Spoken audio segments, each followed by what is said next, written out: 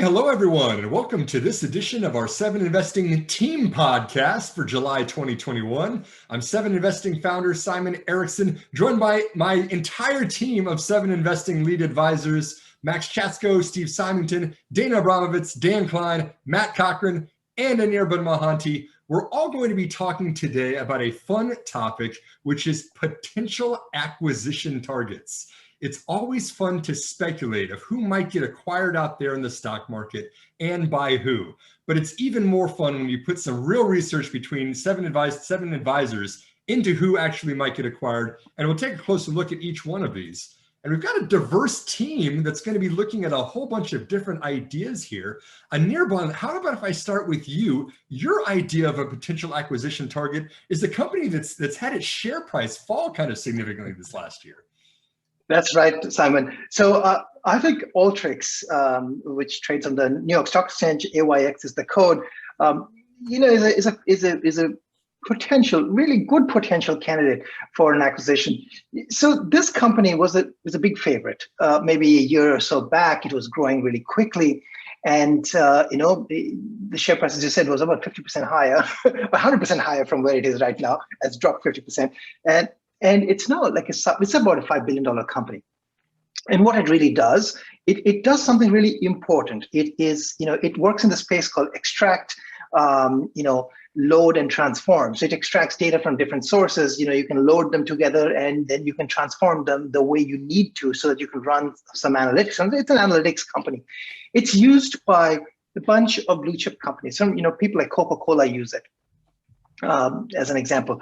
So, and its main thing is to make data analytics easy for the citizen data scientist, which basically says that, well, you don't need to have a PhD, you don't need to really know R, you can use our tools to make sense out of data.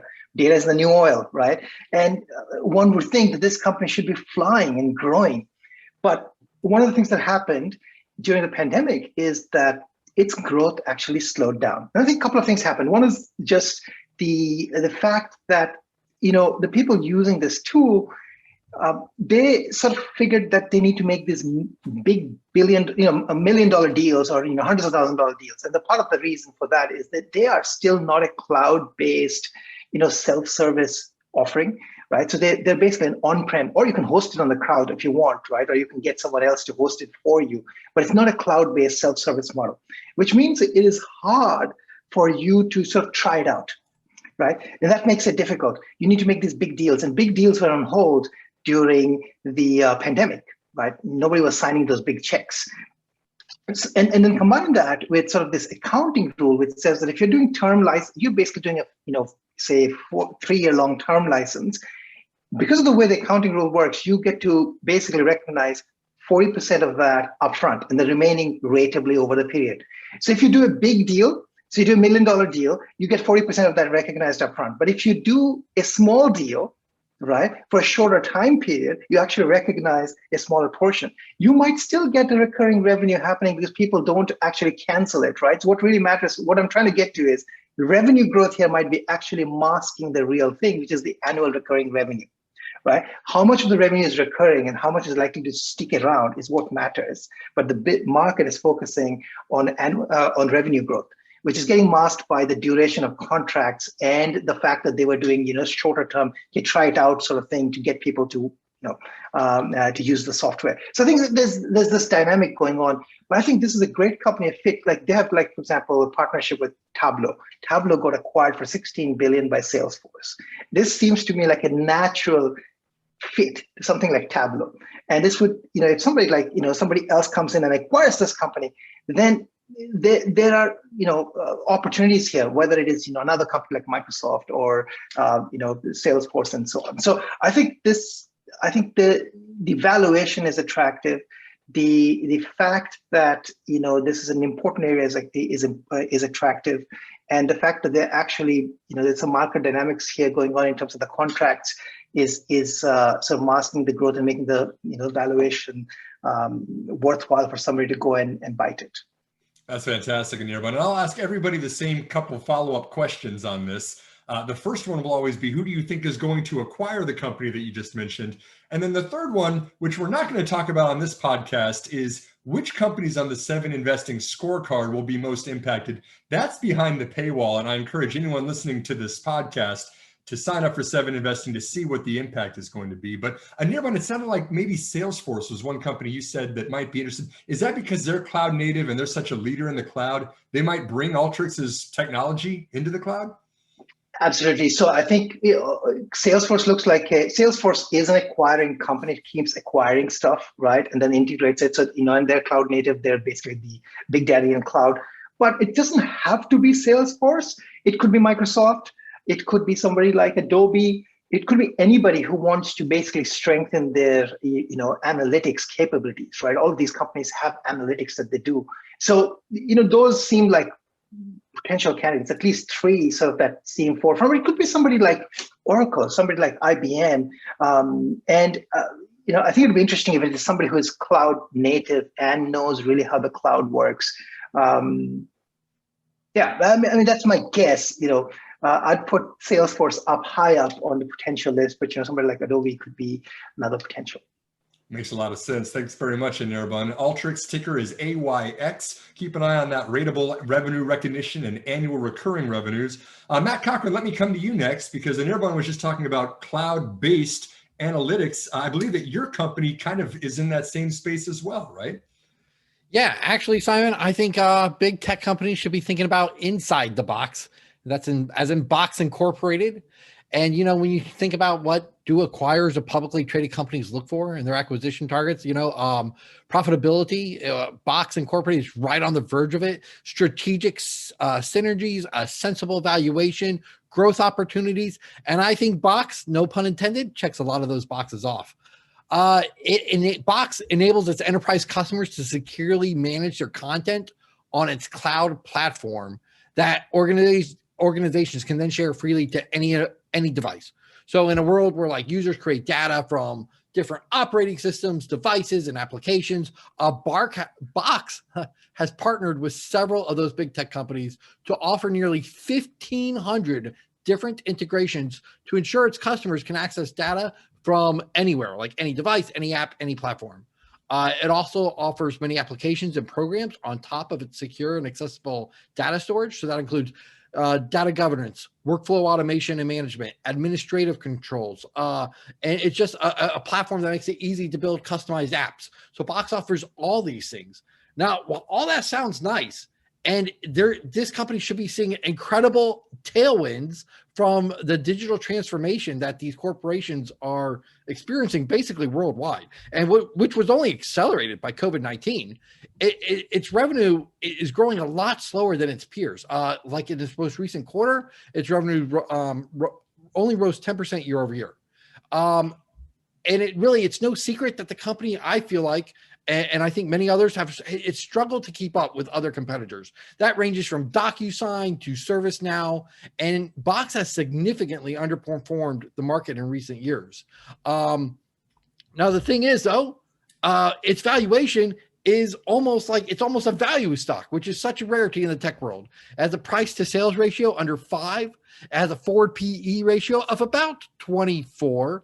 And it's with a market cap still under $4 billion. Box could easily be gobbled up by several companies. If I had to pick just one that would make this acquisition, it would be Salesforce, because they're a very acquisitive company. They just finally closed the Slack deal. And I just think there's a lot of synergies there that Salesforce could use it in its cloud offerings. That being said, I also see a lot of tech legacy companies like IBM or Oracle maybe wanting to make the acquisition too. But I think its size, its valuation, and many of its features that it offers, I think Box is a prime candidate for an acquisition. Yeah, great ideas. Thanks very much, Matt. Mentioning again that Oracle and IBM and Salesforce could also be suitors for Box as well. And plus, I've got to give you a gold star for thinking inside the box, times another gold star there for the second Box-related acquisition too. So that would be gold star times gold star. That's gold star squared for Box. Just wanted to point that one out. Thank you for the puns, Matt. Let's continue to talk about the cloud. Moving on to Steve Symington. You also have a cloud-based company that deserves our attention. Yeah, as soon as I recover from the bad dad joke so far. I couldn't help it. I couldn't help it, Steve. They're amazing. You know, I appreciate them. Yeah. So a lot of people haven't heard of Nutanix, and it trades on the Nasdaq. It's NTNX. Yep. A lot of people haven't heard of them before, but I think they're sort of this. There's always acquisition speculation swirling for the company because of the value in the markets that they're chasing. So they're this sort of budding leader in the hyper-converged infrastructure space, HCI, and that sounds really confusing and techy, but it's not that hard to really understand. But I do think Nutanix could be an excellent acquisition candidate for a number of enterprise tech behemoths. So hyper-converged infrastructure basically offers legacy, or it offers enterprise customers a way to replace their legacy networks with more of a cutting edge solution, like a cloud-based solution for this. So, when you talk about legacy 3-tiered network infrastructures, you think compute power, right? Computing, storage, and networking. And, Nutanix software sort of acts as like a digital traffic cop, so to speak, to seamlessly match applications with the data center resources they require. So regardless of which cloud environment its customers are using, whether it's private or public, hybrid or multi-cloud, Nutanix allows them to basically replace their old network infrastructure with something that's software and cloud-based. So really attractive for these enterprise clients. That legacy 3-tiered infrastructure market is already worth over $100 billion annually. But it's worth noting, Nutanix itself, they had an investor presentation last month that said they view their total addressable market closer to, I think it's like 20 billion or so, but growing to about 30 billion over the next several years. Either way, that's also not to mention, they're expanding their reach. They don't want to be just this HCI vendor. They want to be more of like a cloud platform services vendor. So kind of expanding that way, which basically, doubles, triples their total addressable market over the process. But we're talking about a business that's only 7.5 billion market cap right now. And I think they're looking at annual sales of maybe 1.4 billion, but part of it's they're transitioning to a subscription model and away from an old hardware and software centric model. So you always see people sort of, they kind of balk at this business model where initially you see revenue growth slowing down because of the transition, because of the way it's ratably recognized over the period of the subscription. So it kind of results in the stock being held back a little bit. But it's funny because actually Hewlett Packard Enterprise and Cisco both tried to acquire Nutanix prior to its IPO in 2016. So there's precedent for this. They both have their own kind of competing HCI solutions, and I think Microsoft has one as well. I think a company like Alphabet could even benefit with their own cloud computing platforms from. There's a lot of different companies that it would sort of be like a blip in their balance sheet to acquire a company like this. But yeah, so I could see them getting gobbled up. They're just sort of, there's a reason that there's constantly speculation that they're going to get bought. And hyper-converged infrastructure, and Nutanix was kind of early to the party, right? They figured out there needed to be a lot more efficiency in the cloud when a lot of people were just kind of transitioning to the cloud in the first place. Steve, you said yourself, there's been speculation in the past about Nutanix getting acquired. Those obviously did not fall through, but you think it's going to be one of the cloud service providers, one of the big cloud titans that gobbles them up potentially? I think that's who it ended up being. I wouldn't be surprised if we saw like a Hewlett Packard Enterprise or Cisco or an Alphabet or a Microsoft come to the table. But I think it really depends on whether they're willing, to do that. I think they want to try and go it alone.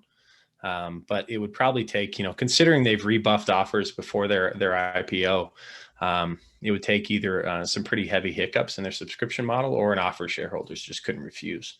I think that's what it would take for it to happen. So, but I do think a lot of these big cloud tech titans kind of keep them in the side eye. They're watching them just to see if there's an opportunity to do that, and we'll see. Thanks very much, Steve. Nutanix is NTNX for anyone who is following that company, definitely a leader in cloud efficiency. I'm going to continue this trend one step further and talk about another cloud-based company that I think is going to get a lot of attention right now. And this is a company that is enabling edge computing networks. And that company is named Fastly. What we've learned is that as we've moved things to the cloud was great. It was definitely a lot more efficient than on-premise infrastructure was, but it couldn't always do everything perfectly. There were certain things where latency really mattered, and you didn't want to send a whole lot of bandwidth up to these centralized cloud data centers. And so there started to become this need for edge computing, where you actually got the servers that were doing the computing as close to the end users as possible. And edge computing is now some of the progress that's been made for that has allowed for things like Tesla's self-driving cars to steer around the neighborhood, or iRobots, robotic vacuums to steer around your living room. Both are using edge computing, and that's made possible by Fastly. Not only is Fastly kind of one of these important enablers of the Internet of Things, where we've got 20 billion some odd devices that are connected to the internet and collecting data. You don't always want to send that to the centralized servers. You might want to do a lot of that computing locally, or you might want to have it at the edge. But in addition to that, we also see that Fastly is enabling websites to run faster, to load web pages faster for Amazon. Amazon is using Fastly right now. They're a customer. And they went out and they got a lot of really lucrative enterprise level customers. And so Fastly's average customer right now is spending $800,000 a year with them. They are spending 39% more this year than they did last year. So these are the big fish in a very large pond. As everyone's understanding what edge computing is going to mean, Fastly went out there and they signed some really lucrative contracts. But they've been having some problems lately, right? We've seen Fastly's stock price fall pretty significantly in the past 12 months. We did see a couple of years ago, their CEO, Arthur Bergman, step down. We just saw recently they replaced their CFO with someone who has a tenured history of doing mergers and acquisitions. And it seems like the stars might be aligning with a lower stock price, a lucrative customer group, and an executive team that's eager to do some M&A for this to be an acquisition target in my mind as edge computing is catching on. The company that I think originally was going to acquire Fastly was Amazon. Amazon is very, very interested in edge computing. It wants to give its customers the option of doing the computing wherever they want to.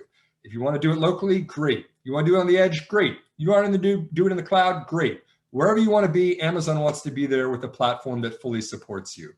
But then I started thinking, Amazon really likes to build things on its own. And I think it might be more interesting and even more likely that kind of one of those not top tier cloud providers, perhaps Oracle, might be intrigued in buying up that lucrative customer base, catching up with its larger rivals like Amazon, like Microsoft Azure. And I think that we might start seeing, a couple of bids coming in for Fastly, especially from those big cloud titans, or deep pocket and could afford a multi-billion acquisition like this. So Fastly on that one is FSLY is the ticker. Between me, Steve, Matt, and Anir, but I think we've got tech and cloud pretty well covered here. I think it's time to change gears and talk about something a little different. Dan Klein, let me bring this to you now. Bring us somewhere outside of the cloud, man. What's the company that's not a tech company on your radar? So I looked at this differently. So I picked a company and a match for who should acquire it. So I did it a little bit differently, but the company I think needs to be acquired is Kohls. Why is that? So they're a retailer that's done a lot of things right. They have really good locations. They've made some partnerships. Sephora is a really good one. They focused on turning some of their stores into back end for online fulfillment, but their merchandise is tired and they're not the go-to place for new deals. So if you're a hip company that wants to go, well, you're talking to Target. You might even talk to Walmart before you talk to Kohls. So that's a problem. So who do I think should buy Kohls? I only think there's one deal here, and I think it's Amazon. Now, why is that? Amazon has spent hundreds of millions, if not $1 billion, on owned and operated clothing lines. Now, Simon, I know you and I don't buy a lot of women's underwear. I'll just speak for me, but I buy very little women's underwear, certainly none for myself, and probably none for my wife in most cases. Amazon has 5 or 6 lines of women's underwear, multiple lines of bathing suits for men and women. Now, a men's bathing suit's not a particularly tricky fit, and they have multiple men's lines. They have multiple sportswear lines, multiple athleisure lines. And well, it's pretty easy to buy, say, a battery or, a phone charger from Amazon. It's not so easy for my wife to look at a bathing suit and go, is that a good fit? Or to me to look at some like sweatpants and go, are those going to be flattering? Or, a shirt to wear to the gym. So where does this match? Well, Amazon could always use more brick and mortar. They already have a deal with Kohls for returns that I think 100% benefits Amazon and 2% benefits Kohls. So that could be even enhanced. But if all of a sudden you could take all of these Amazon lines that exist and put them into Kohls, all of a sudden Kohls has fresh, vibrant merchandise, and it feels like Target. It feels like a brand that just has different stuff that it controls. And they don't just sell clothing at Kohls. Kohls has an electronics section. They sell Instant Pots. So all of these different things that Amazon has products in, it fits really nicely. And Simon, I've joked about this. I thought Amazon should buy Radio Shack because they know what batteries, what cables, what all the things you need. Well, they still know all those things. So they could put in a little 1,000-foot corner in your local Kohls that's just the right cables and accessories and whatever you need for your neighborhood. And obviously, if you live in the suburbs where 65-inch televisions are common, the things you need are different than you live in a city apartment and a 42-inch television is big. And I know that sounds silly, but that's something Target has done really, really well. With the city small Targets don't sell a lot of 80-inch televisions. They sell a lot of smaller stuff. They sell smaller quality. You don't have to buy 12 rolls of paper towels because how are you going to carry it in your cart that you wheel to your house? So I think Kohls makes a ton of sense as part of the Amazon portfolio, and it becomes another back-end logistics shipping location.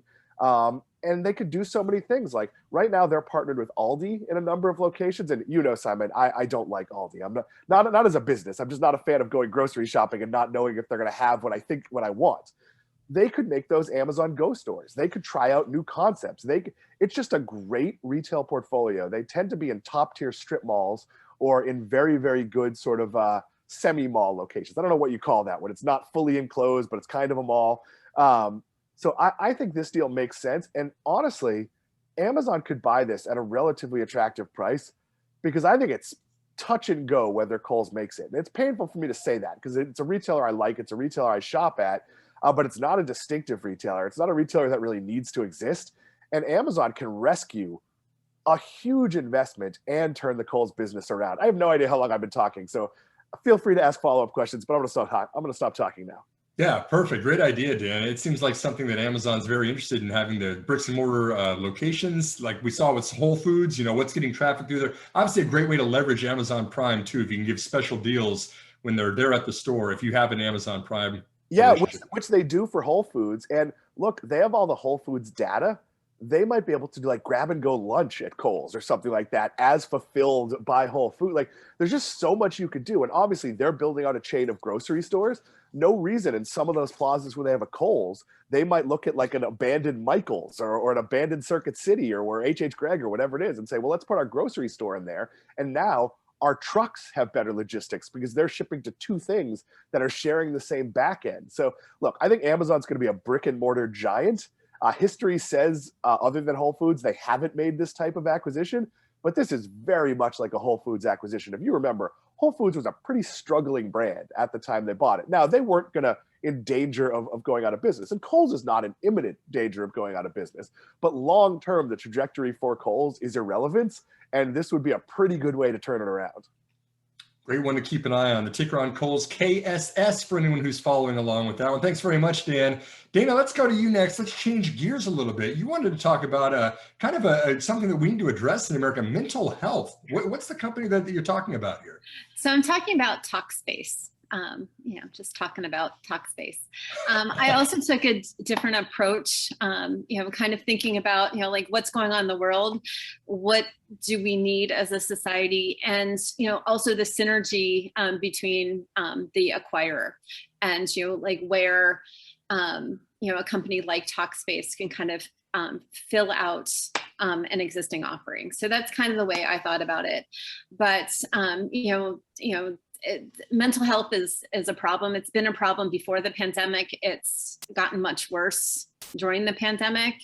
There's just, there's a lot of stigma behind mental health and mental illness.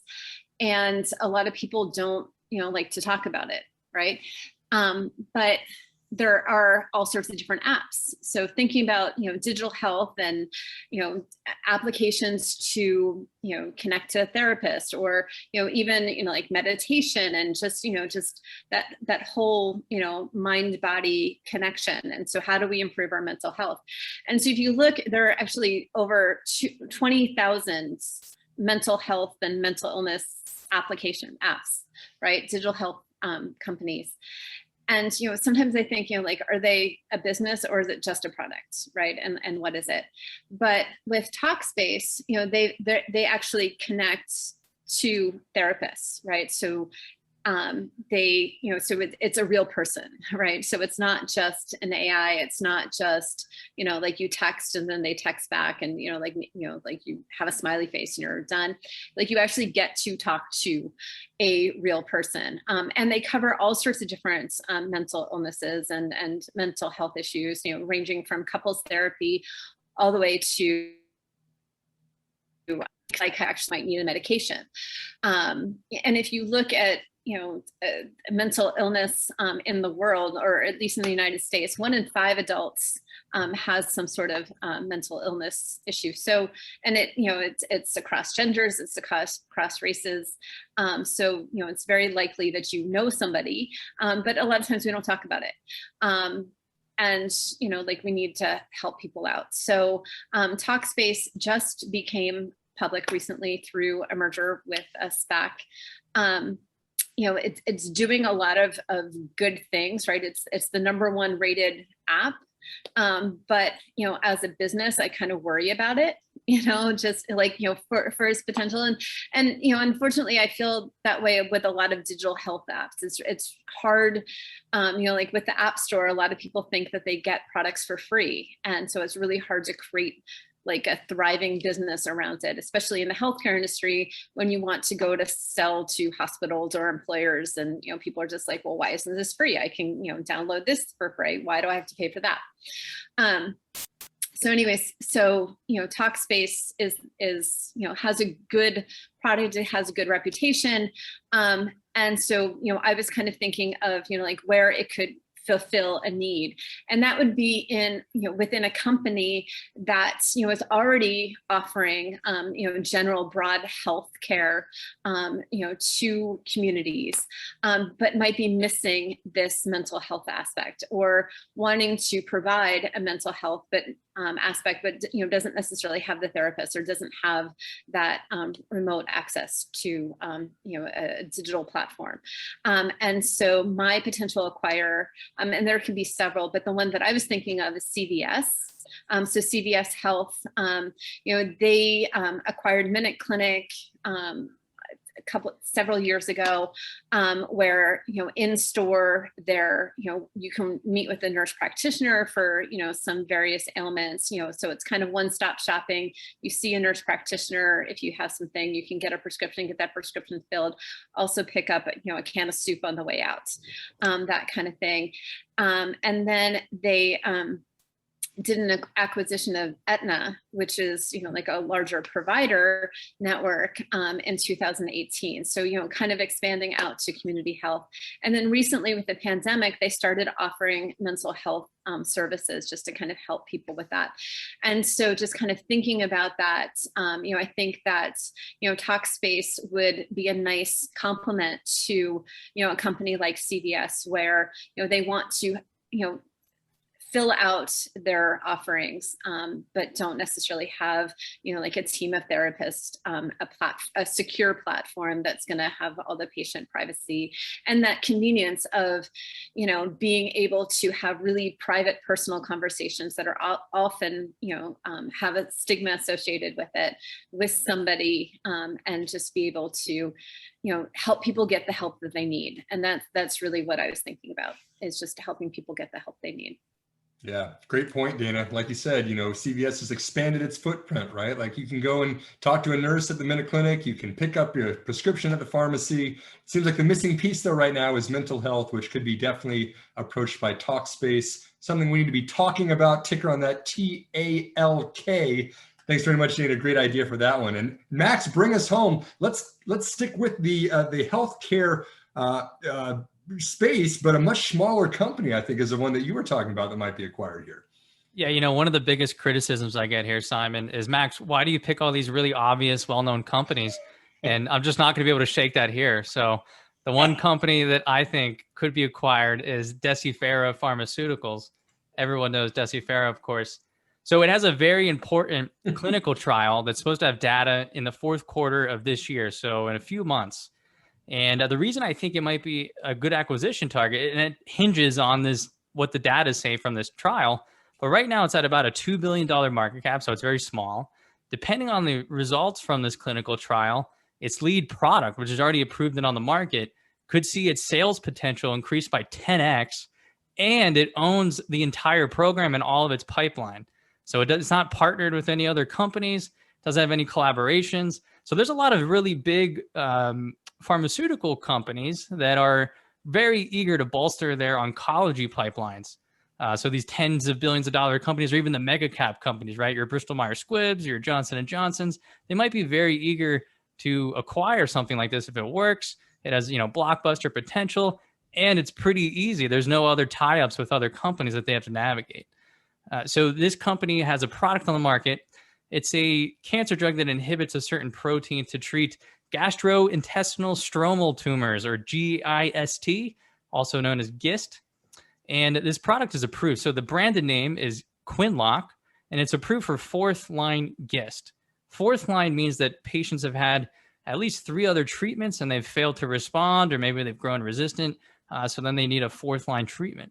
Now, Quinlan in clinical trials was shown to have a pretty high progression-free survival. It actually outperformed second-line treatments in fourth-line patients. That's noteworthy because patients at later stages of disease or have been treated with more therapies often have, more fragile immune systems. Sometimes they have a fatigued immune system. Sometimes they just have more organ damage from receiving more treatments. So it's usually we see smaller responses and less durable responses in later lines of treatment. But Quinlan actually bucked that trend. And interestingly, Deciphera Pharmaceuticals actually ran a smaller clinical trial just testing out this drug compound in earlier lines of treatment. So it tested Quinlan in second line, third line, and fourth line GIST. And it actually observed in second line GIST that it had a median progression-free survival of about 11 months. So that's interesting because the current standard of care, which is a compound or a branded name called Sutent, actually only delivered a progression-free survival of about 6 months. So it's not approved for second line, it's only approved in fourth line, but it did achieve a higher progression-free survival than the standard of care. So that's exactly what this clinical trial that's so pivotal right now, it's going to have results in the fourth quarter, is actually testing. It pits Quinlan head-to-head against the standard of care in second-line treatment, which is Sutent. So this head-to-head is, comparing both of those, and it's straight-up one-to-one randomization for patients, and the primary endpoint is progression-free survival. Now, it's very tempting to look at all the results from all the studies and say, well, gee, I mean, they've already demonstrated about 11-month progression-free survival from Quinlan in second-line GIST. So it's obviously going to come out successful in this head-to-head trial. And you can't do that. You can't compare, the trial from Sutent to the earlier trial for Quinlan.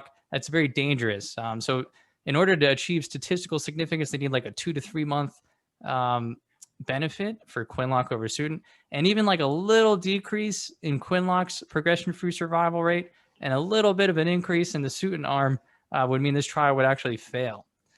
So this is like, I called this in my article, the mother of all binary events, because it's just like razor thin margins and it can go either way, but there's going to be fireworks, I think, no matter what the outcome is. And you think one of the big pharma companies, you mentioned Bristol or J&J, might just be intrigued enough about the potential, the swing for the fences, if this actually does continue to progress as well as it has been. Yeah, absolutely. I think this is a very good takeover target. There haven't been very many, like we've seen in 2020 and so far this year. There haven't been very many large acquisitions in drug developers. A lot of that's because premiums are pretty high right now. But I think we're about 18 months into, since like the beginning of the pandemic for the most part. A lot of really large pharmaceutical companies have weathered it pretty well. They have a large cash position. So I think, if the opportunity arose, there might be some obvious opportunities. I think Decipher Pharmaceuticals might be one, could be a good takeover target for a very large company looking to bolster its oncology pipeline.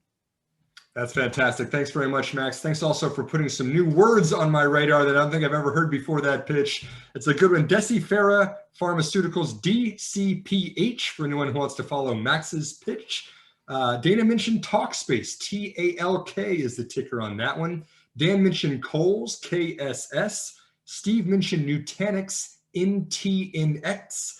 I mentioned Fastly, FSLY. Matt mentioned Box, BOX, and Anirban mentioned Alteryx, AYX. We now invite you to take the next step, which is to sign up for 7investing at 7investing.com/subscribe and see what impact each of these acquisitions could have on the existing recommendations that we have on our scorecard. That's been a really fun exercise for us to think about as well as who these potential acquisition targets could have been. So on behalf of my entire lead advisor team here at 7investing, we appreciate you tuning in. Thanks for listening to this episode of our 7investing podcast. We are here to empower you to invest in your future. We are 7investing.